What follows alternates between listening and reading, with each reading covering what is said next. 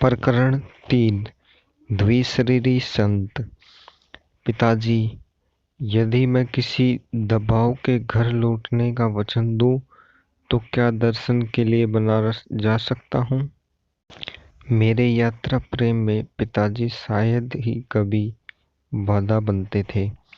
मेरी किशोरावस्था में भी अनेक शहरों और तीर्थ स्थलों की यात्रा करने की अनुमति वे मुझे दे देते थे। साधारणतः मेरे साथ मेरे एक या अधिक मित्र होते। पिताजी द्वारा प्रदत्त प्रथम श्रेणी के पासों पर हम लोग आरामपूर्वक यात्रा करते। हमारे परिवार के खानाबदोश लोगों के लिए पिताजी का रेलवे अधिकारी का पद पूर्णतः संतोषप्रद था। पिताजी ने मेरे अनुरोध पर यथोचित विचार करने का वचन दिया। दूसरे दिन मुझे अपने पास बुलाकर उन्होंने बरेली से बनारस जाने आने का एक पास, 1 रुपये के कुछ नोट और 2 पत्र देते हुए कहा, मुझे बनारस के अपने मित्र केदारनाथ बाबू को एक कार्य के विषय में कुछ प्रस्ताव भेजना है। दुर्भाग्यवश उनके पत्ते का कागज मैंने कहीं खो दिया है, परंतु मुझे विश्वास है कि हम दोनों के मित्र स्वामी प्रणवानंद की सहायता से तुम यह पत्र उन तक पहुंचा दोगे। स्वामी जी मेरे गुरु भाई हैं। उन्होंने अति उन्नत आध्यात्मिक अवस्था प्राप्त कर ली है। उनके संग से तुम्हें भी लाभ होगा। यह दूसरा पत्र उन्हें तुम्हारा परिचय देगा। साथ में यह कहते हुए पिताजी की आंखें चमक उठी, याद रखो, अब फिर कभी घर से नहीं भागना, समझे? अपनी 12 वर्ष की आयु के उत्साह के साथ मैं निकल पड़ा। बनारस पहुंचते ही मैं सीधे स्वामी जी के निवास स्थान की ओर चल पड़ा। सामने का द्वार खुला था। मैं दूसरी मंजिल पर स्थित एक लंबे हालनुमा कमरे में जा पहुंचा। फर्श से कुछ ऊंची उठी हुई एक चौकी पर स्थूलकाय एक व्यक्ति केवल एक अर्धोवस्त्र धारण कर किसी पद्मासन में बैठे थे। उनका होठों पर शांत सुंदर मुस्कान खिल रही थी।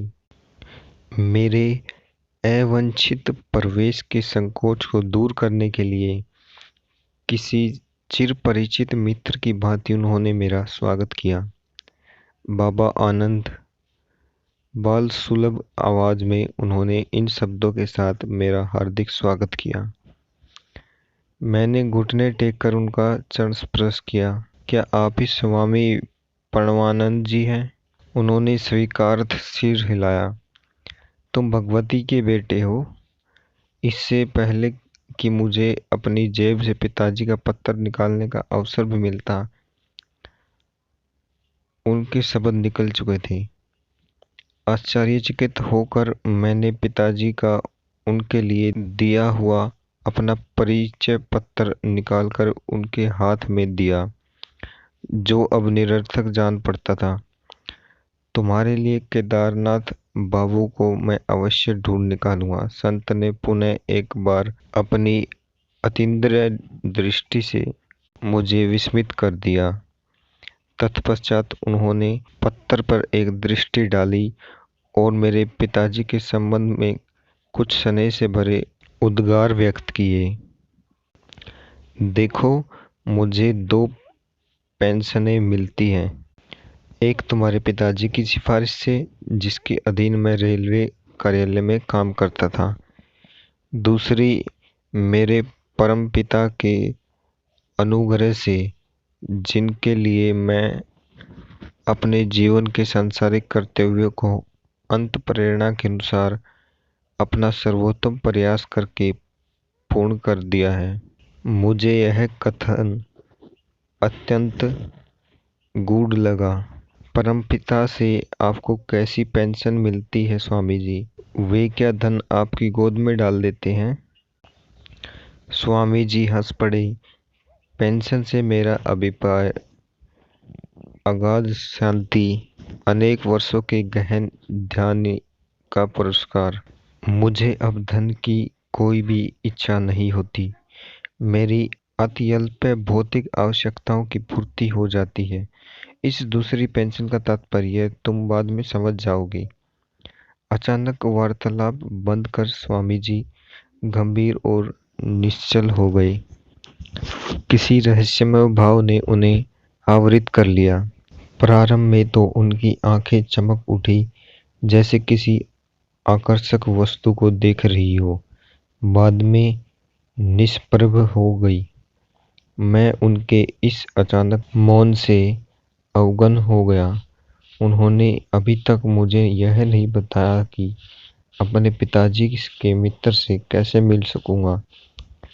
तनिक बेचैन होकर मैंने उस खाली कमरे में दृष्टि दौड़ाई, जिसमें हम दोनों के अतिरिक्त कुछ भी नहीं था। जिस चौकी पर वह बैठे हुए थे, उसके नीचे रखी उनकी काठ की खड़ाऊ पर मेरी दृष्टि पड़ी। छोटे महाशय, चिंता मत करो। जिनसे तुम मिलना चाहते हो वे आधे घंटे में यहाँ पहुँच जाएंगे। योगीवर मेरे मन को पढ़ रहे थे। उस समय यह कोई बड़ी बात नहीं लग रही थी। उन्होंने पुनः गहन मौन धारण कर लिया। जब मेरी घड़ी से मुझे पता चला कि 30 मिनट बीत चुके हैं, तब स्वामी जी स्वयं ही उठ गए। लगता है केदारनाथ बाबू दरवाजे के निकट पहुंच गए हैं, उन्होंने कहा। मैंने सीढ़ियों से किसी के ऊपर आने की आहट सुनी।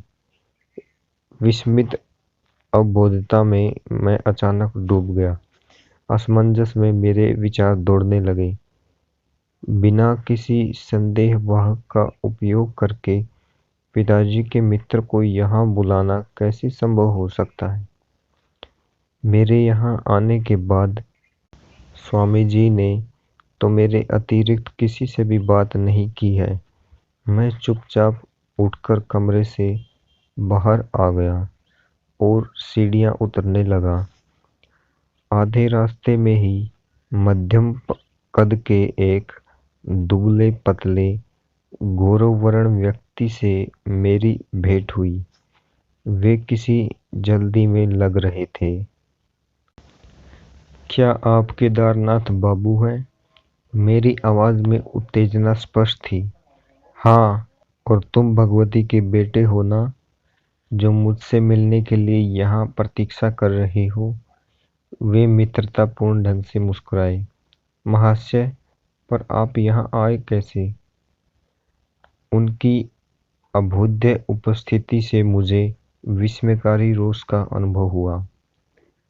आज सब कुछ रहस्यमय लग रहा है। 1 घंटे से भी कम समय पहले मैंने गंगा स्नान समाप्त किया ही था कि स्वामी परमानंद जी मेरे पास पहुंच गए। मैं सोच भी नहीं सकता था कि उन्हें कैसे पता चला कि मैं उस समय वहां पहुंचा था। भगवती का बेटा मेरे घर में तुम्हारी प्रतीक्षा कर रहा है, उन्होंने कहा। क्या तुम मेरे साथ चलोगे? मैं खुशी से तैयार हुआ। हम लोग हाथ में हाथ डालकर चलने लगे, किंतु खड़ाऊ पहनने के बावजूद भी स्वामी जी आश्चर्यजनक ढंग से मुझे पीछे छोड़कर आगे निकल गए। हालांकि मैं ये मजबूत जूते पहने हुए था। फिर परमानंद जी ने अकस्मात रुककर मुझसे पूछा, मेरे घर पहुंचने में तुम्हें कितना समय लगेगा? लगभग आधा घंटा। मुझे अभी कुछ और काम है। उन्होंने एक रहस्यमय दृष्टि मुझ पर डाली। अब मुझे तुम्हें पीछे छोड़कर जाना होगा। तुम सीधे मेरे घर पहुंच जाओ। जहां मैं और भगवती का बेटा तुम्हारी प्रतीक्षा कर रहे होंगे। मैं उनसे कुछ कह सकूं इससे पहले ही वे तेजी से मेरे पास से निकल गए और भीड़ में अदृश्य हो गए। मैं जितना तेज चल सकता था उतना तेज चलकर यहाँ पहुँचा हूँ। केदारनाथ बाबू के इस कथन से मैं और भी हतबुद्धि हो गया। मैंने उनसे पूछा कि वे स्वामी जी को कब से जानते थे। पिछले वर्ष तो हमारी कुछ मुलाकातें हुई थी, पर हाल में कभी भेंट नहीं हुई। आज पुण्य स्नान घाट पर उनसे मिलकर मुझे बहुत खुशी हुई। मुझे अपने कानों पर विश्वास नहीं हो रहा है। मेरा दिमाग तो नहीं फिर रहा है। क्या आप उनसे मन दृष्टि में मिले थे या वास्तव में देखा था, उनके हाथों का स्पर्श किया था और उनकी पदचाप सुनी थी? तुम कहना क्या चाहते हो? गुस्से से उनका चेहरा तमतमा गया। मैं तुमसे झूठ नहीं बोल रहा हूँ। क्या तुम यह नहीं समझ पा रहे हो कि केवल स्वामी जी के द्वारा ही तो मुझे पता चल सकता था कि तुम यहाँ मेरी प्रतीक्षा कर रहे हो। पर यह देखिए, मैं 1 घंटा पहले यहाँ आया और तब से अब तक स्वामी परमानंद जी एक क्षण के लिए भी मेरी दृष्टि से ओझल नहीं हुए। मैंने सारी कहानी उन्हें सुना दी और स्वामी जी और मेरे बीच का वार्तालाप भी उनके सामने दोहराया दिया। उनकी आंखें फैल गई। हम लोग इस भौतिक युग में जी रहे हैं या सपन देख रहे हैं? मैंने अपने जीवन में कभी भी इस प्रकार का चमत्कार देख पाने की आशा नहीं की थी। मैं तो समझता था कि यह स्वामी जी केवल एक साधारण मनुष्य हैं, और अब देखता हूँ कि ये एक शरीर भी धारण कर सकते हैं, उसके द्वारा काम भी कर सकते हैं। हम दोनों ने साथ साथ ही स्वामी जी के कमरे में प्रवेश किया। केदारनाथ बाबू ने चौकी के नीचे पड़ी खड़ाऊ की ओर इशारा किया। देखो, ये वही खड़ाऊ है जो स्वामी जी ने घाट पर पहनी हुई थी, उन्होंने फुसफुसाकर कहा। उन्होंने केवल एक अधोवस्त्र पहन रखा था, जैसा उन्होंने अभी पहना है। केदारनाथ बाबू ने जब स्वामी जी के चरणों में प्रणाम किया तो स्वामी जी मेरी ओर देखते हुए विनोदपूर्ण ढंग से मुस्कुराए। तुम इस सब से इतने स्तंभित क्यों हो? दृश्य जगत की सूक्ष्म एकता सच्चे योगियों से छिपी नहीं रहती। मैं सुदूर कोलकाता में रहने वाले अपने शिष्यों के सामने क्षण भर में प्रकट होकर उनसे वार्तालाप कर सकता हूँ। वे भी इसी प्रकार स्थूल जगत की प्रत्येक बाधा को अपनी इच्छानुसार पार कर सकते हैं। शायद मेरे बाल हृदय में आध्यात्मिक उत्साह जगाने के उद्देश्य से ही स्वामी जी अपने दूरश्रवण और दूरदर्शन के योग बल के बारे में मुझे बताने के लिए राजी हुए। परंतु उत्साह के बदले मुझे विस्मययुक्त भय का अनुभव हुआ, चूंकि मेरी ईश्वर खोज एक विशिष्ट गुरु श्री युक्तेश्वर जी के मार्गदर्शन में तय होनी थी, जिनसे मैं अभी मिला भी नहीं था। अतः परमानंद जी को अपना गुरु मानने की कोई प्रवृत्ति मेरे मन में नहीं उठी। मैंने यह सोचते हुए उनकी ओर शंकित मन से देखा कि मेरे सामने बैठे वे स्वयं ही थे या उनका प्रतिरूप था। स्वामी जी ने मेरी ओर आत्मज्ञानोदय कराने वाली दृष्टि से देखते हुए तथा अपने गुरु महाराज के विषय में कुछ प्रेरणादायक बातें बताते हुए मेरी अशांति दूर करने की चेष्टा की। जितने योगियों को मैं जानता हूँ, उन सब में लाहिड़ी महाशय सबसे महान योगी थे। वे नरदेह में साक्षात ईश्वर थे। मैंने मन ही मन सोचा कि जब शिष्य भी इच्छा मात्र से एक और रक्त मांस का शरीर धारण कर सकता है, तब उसके गुरु के लिए कौन सा चमत्कार करना असंभव होगा। गुरु की सहायता कितनी अमूल्य होती है, वह सुनो। मैं गुरुदेव के एक अन्य शिष्य के साथ नित्य रात को 8 घंटे ध्यान किया करता था। दिन में हम दोनों रेलवे कार्यालय में काम करते थे। क्लर्क के कार्यनिर्वाह में कठिनाई होते देख पूरा समय इस चिंतन में लगाने की मेरी इच्छा हुई। 8 वर्ष तक आधी रात में मैं ध्यान में ही बिताता था। इस साधना के अद्भुत परिणाम मुझे प्राप्त होते थे। गहरी आध्यात्मिक अनुभूतियों से मन में ज्ञान का प्रकाश फैलता था, परंतु उस अनंत परम तत्व और मेरे बीच सदैव एक झीना पर्दा बना रहता था। अति मानवीय एकाग्रता और निष्ठा के साथ प्रयास करते रहने पर भी मैंने पाया कि परम निर्विघ्न एकात्मा से मैं वंचित हूँ। एक दिन सायंकाल मैं लाहिड़ी महाशय की सेवा में उपस्थित हुआ और मध्यस्थता के लिए मैंने उनसे प्रार्थना की। हठपूर्वक सारी रात मैं उनसे आग्रह करता रहा। करुणा सागर गुरुदेव, मेरी आत्मा इतनी तड़प रही है कि मैं उस प्राणप्रिय परम प्रेमी के प्रत्यक्ष दर्शन के बिना अब और जीवित नहीं रह सकता। तो मैं क्या कर सकता हूँ? तुम्हें अधिक गहराई से ध्यान करना पड़ेगा। मैं आपसे प्रार्थना करता हूँ, हे प्रभु मेरे स्वामी, मैं आपको अपने समक्ष इस भौतिक शरीर में प्रकट देख रहा हूँ। मुझे आशीर्वाद दीजिए कि आपके अनंत स्वरूप में मैं आपके दर्शन कर सकूं। लाहिड़ी महाशय ने आशीर्वाद मुद्रा में हाथ उठाते हुए कहा, तुम अब जाकर ध्यान करो। मैंने तुम्हारे लिए ब्रह्मा से प्रार्थना कर दी है। अपरिमित आनंद से उल्लासित होकर मैं घर लौटा।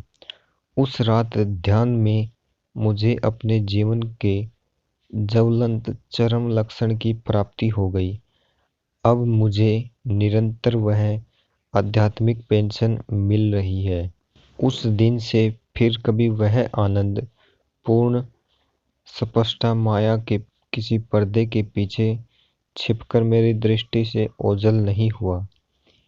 परमानंद जी का मुखमंडल दिव्य तेज से चमक रहा था। एक अलौकिक शांति मेरे हृदय में प्रविष्ट हुई। सारा भय नष्ट हो गया। फिर स्वामी जी ने एक एक गुप्त बात मुझे बताई। कुछ महीनों बाद मैं लाहिड़ी महाशय के चरणों में उपस्थित हुआ और उनके असीम वरदान के लिए कृतज्ञता प्रकट करने का मैंने प्रयास किया। फिर मैंने दूसरी एक बात छेड़ी, ध्यान निषाद गुरुदेव, मैं अब ऑफिस में काम नहीं कर सकता। कृपया करके मुझे मुक्त कर दीजिए। ब्रह्मा मुझे निरंतर मदमस्त बनाए रखता है। अपनी कंपनी से पेंशन के लिए अर्जी करो। इतने अल्पकाल की नौकरी के बाद मैं पेंशन के लिए क्या कारण बता सकूंगा? जो मन में आए वही बता दो। अगले दिन मैंने पेंशन के लिए आवेदन किया। डॉक्टर ने समयपूर्वक पेंशन के लिए कार्ड पूछा। काम करते समय मेरी रीढ़ में मुझ पर काबू करने वाली कोई अत्यधिक तीव्र संवेदना उठती है। वह पूरे शरीर में फैल जाती है और फिर मैं अपने कर्तव्यों का निर्वहन करने में असमर्थ हो जाता हूँ। और कोई प्रश्न किए बिना डॉक्टर ने पेंशन के लिए मेरे पक्ष में बहुत अच्छी सिफारिश लिख दी और मुझे शीघ्र ही पेंशन मिल गई। मैं जानता हूँ कि डॉक्टर और तुम्हारे पिता सहित सब संबंधित रेलवे अधिकारियों के माध्यम से लाहिड़ी महाशय की दैवी इच्छा ही कार्य कर रही थी। उन लोगों ने लाहिड़ी महाशय के दैवी निर्देशों का अपने आप ही पालन किया और मुझे अखंड ईश चिंतन के लिए मुक्त कर दिया। इस असाधारण रहस्योद्ध घटना के उपरांत स्वामी परमानंद जी दीर्घ काल तक मौन रहे। जब मैं भक्ति भाव से उनका चरण स्पर्श कर उनसे जाने के लिए अनुमति मांग रहा था, तब उन्होंने आशीर्वाद दिया, तुम्हारा जीवन संन्यास और योग मार्ग के लिए है। तुम्हारे पिताजी और तुम्हारे साथ मेरी फिर एक भेंट होगी। अनेक वर्षों के उपरांत ये दोनों ही भविष्यवाणियां सत्य सिद्ध हुई। छाते जा रहे अंधकार में केदारनाथ बाबू मेरे साथ साथ चल रहे थे। मैंने उन्हें पिताजी का पत्र दिया, जो उन्होंने सड़क पर लगी रोशनी के प्रकाश में पढ़ा। तुम्हारे पिताजी ने इसमें अपनी रेलवे कंपनी के कोलकाता कार्यालय में मुझे एक पद ग्रहण करने का प्रस्ताव दिया है। स्वामी परमानंद जी को मिलने वाली पेंशनों में से कम एक पेंशन का अधिकारी हो पाना कितना सुखद होता है, परंतु यह संभव है। मैं बनारस छोड़कर नहीं जा सकता। खेद है कि एक साथ दो शरीर धारण करने का मेरा समय भी नहीं आया है।